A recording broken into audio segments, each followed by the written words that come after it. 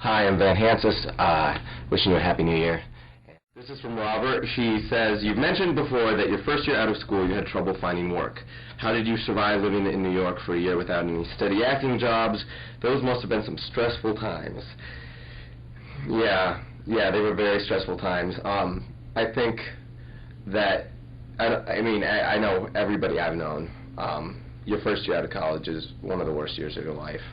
Whether you're getting acting work, whether you're not getting acting work, it's just like you are in school your entire life, basically. Since you have walked, you've been in some sort of like school or institution, or your life has been planned for you, and then all of a sudden you move to New York and you don't have a job and you don't have any money and you have to pay your own bills and you have to pay your own rent and you have to do all this stuff.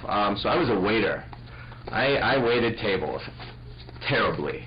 I was one of the worst waiters in New York City, but that helped me, and I'd be lying if I said my mom and dad didn't help me also.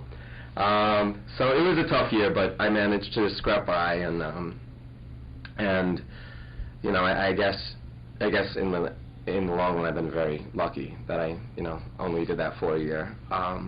So as much as I hated that year as it's happening, I kind of look back on it with some sort of sick nostalgia. I don't know why, but I kind of miss that first year when I didn't know what was going on. Yeah. So Robert, that answers that. Romaine. It says hi. Hi. I'm French, and I'm a fan of As the World Turns. For me, Luke is one of the most interesting characters because he's very complex and yet very natural at the same time. So, I have a question. Do you feel like an icon / symbol / etc. in the fight for gay rights?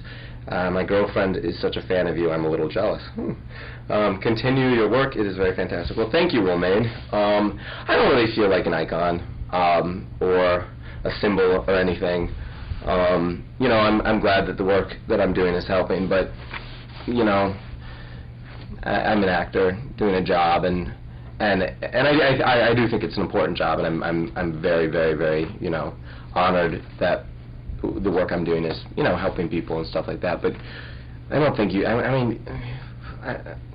me an icon is like, I don't know, Jesus. Like Marilyn Monroe is an icon, or Elvis is an icon. So I don't really feel like an icon, but I feel honored to be doing this role. So thanks, Romaine. I was told not to rustle my papers. This is from Mitra. I would like to ask Van Hansis the following question.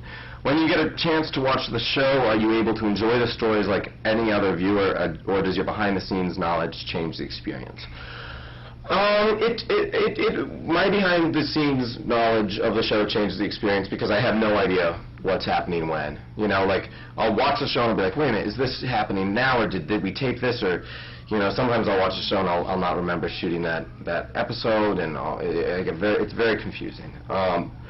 But sometimes I just rip out my scenes and I don't know what's happening in the rest of the show, so sometimes I'll watch the show and I'll be like, whoa, look, Casey's back from jail, like, Rosanna's not in a coma anymore. When did that happen, So it's fun to like kind of watch the show and see what's happening in all the other stories, but honestly, I actually don't get much time to watch the show now, so when I do, it's always a nice little treat. All right.